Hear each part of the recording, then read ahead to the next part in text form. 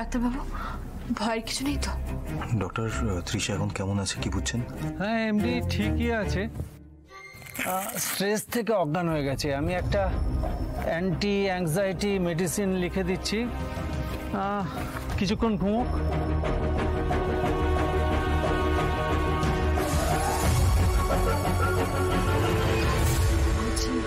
যাই হয়ে যাক, বৌদিদের উপর এই চাপটা দেওয়া ঠিক হবে না।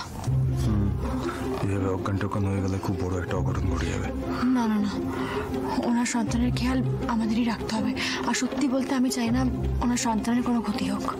বুঝতে পারছি, তৃষার উপর নজর রাখতে হবে ঠিকই, তার সঙ্গে এটাও খেয়াল রাখতে হবে যে তৃষা এই পরিবারের কোনো ক্ষতি না করতে পারে।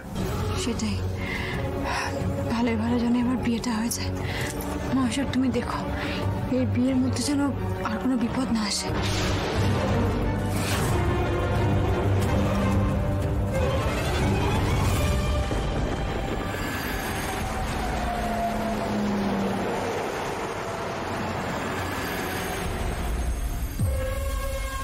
मुझे खबर मिला त्रिशा जी सेंसलेस हुए पड़े गए।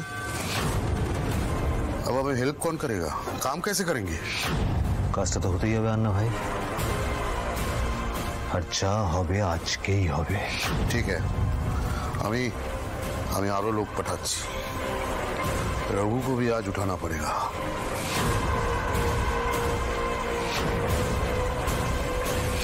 এই বাড়ির লোকগুলোকেও একেবারে খতম করে দিতে হবে, नहीं तो रघुर सच में पुरानो याद मुने पड़े गले बहुत दिक्कत हो जाएगा।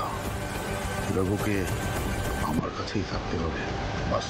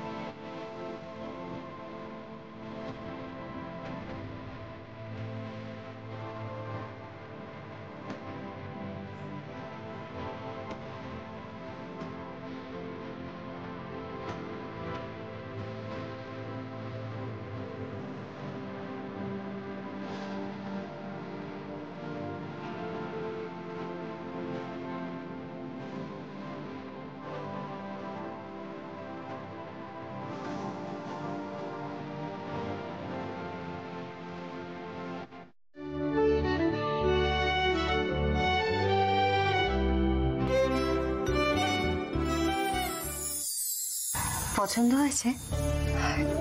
বারে পছন্দ হবে না? কি সুন্দর দেখতে হারটা, কিন্তু মামনি এটা তো তোমার হার, কদিন আগেও আমি তোমায় পড়তে দেখেছি। হ্যাঁ, এটা আমার হার, কয়েকদিন আগেও এই হারটা আমি পরেছি, কিন্তু এখন এই হারটা তোমার। কেন মামনি, এত সুন্দর একটা হার তুমি আমায় দিয়ে দিচ্ছ কেন? এই হারটা আমার খুব প্রিয় হার, কিন্তু আমাকে এখন আর এই হার মানাবে না। তোমার এই হারটা পরে কত সুন্দর দেখাচ্ছে, আমার থেকে অনেক বেশি মানিয়েছে তোমার এই হারটায়। মামনি, এটা কোনো কথা? তোমার থেকে আমাকে বেশি ভালো মানিয়েছে? এটা হতেই পারে না। তোমাকে এই হারটা পরে খুব সুন্দর লাগে মামনি। তোমার কথার উপর ভরসা করেই কিন্তু আমি রোহিণীর বিয়ে মন্দারের সাথে দিচ্ছি। তুমি আমাদের পরিবারের লক্ষ্মী শ্যামলী,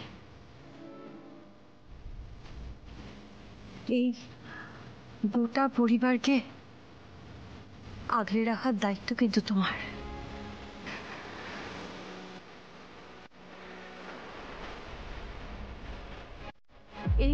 এই জোড়া বাড়িতে যেন আর কোনোদিনও পুলিশ না আসে, সেটা কিন্তু তোমাকেই দেখতে হবে শ্যামলী। মামনি, তুমি যে আমার উপর ভরসা করেছ, এটাই আমার কাছে অনেক বড় পাওনা। আমি তোমায় কথা দিচ্ছি মামনি, এই বাড়ির বউয়ের সমস্ত দায়িত্ব পালন করব আমি। তোমার আশীর্বাদের মর্যাদা রাখবো আমি। এই পরিবারের গায়ে কোনো বিপদ যদি লাগে, সেই বিপদকে আগে আমাকে টপকাতে হবে। মাথার উপর তো মহেশ্বর আছেন, আমি ওনার ভক্ত মামনি। তুমি আজকে কোনোভাবেই ওই বিয়ের মণ্ডপে যাবে না, বুঝতে পেরেছো? যাই হয়ে যাকটা কেন, তুমি ঘরে দরজা বন্ধ করে বসে থাকবে। আচ্ছা অরুণাবু, আমাকে একটা কথা বলো।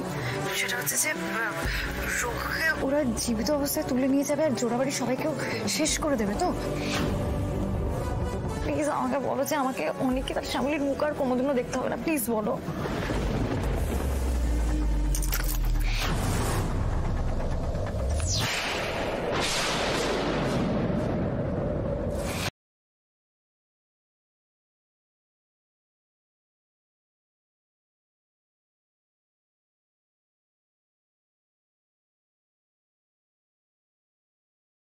লুকিয়ে ফেলেছি, কিন্তু শ্যামলী কিছু শুনে ফেলেনি তো?